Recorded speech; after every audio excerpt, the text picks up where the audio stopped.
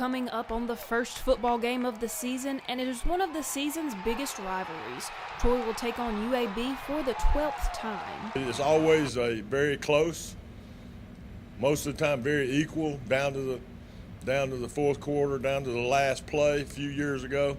The game is a highly contested, very competitive, very close and equal, cross-conference lines, USA and Sun Belt, in-state rivalry. The players also realized the intensity behind the rivalry, and Waylon Coleman Dancer said in-state adds to familiarity among the players. Oh, it's always, the intensity is always high, especially with it being in-state. You see a lot of familiar faces from guys, especially the guys that are from Alabama. They have a lot of friends that play for UAB and attend to the school. So, the fans are wild, and it's just a great atmosphere.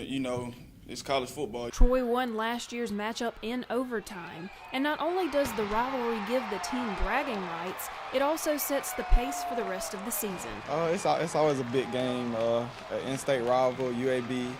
I guess it's been bad blood there since I've been here for as long as I've known, so it's always a big game for us, and it's the opener of the season, so we always want to start it off right. So, we're getting ready any way we can to pump everybody up to let them know that it's a serious game for everybody. The record stands at 7-4, with Troy looking to add number 8 to the win column.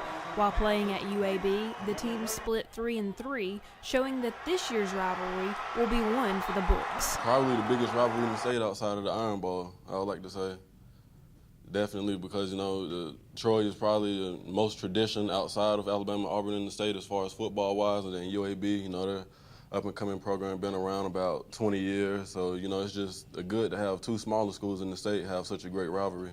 Amy Alston, Troy, Trojan Vision Sports.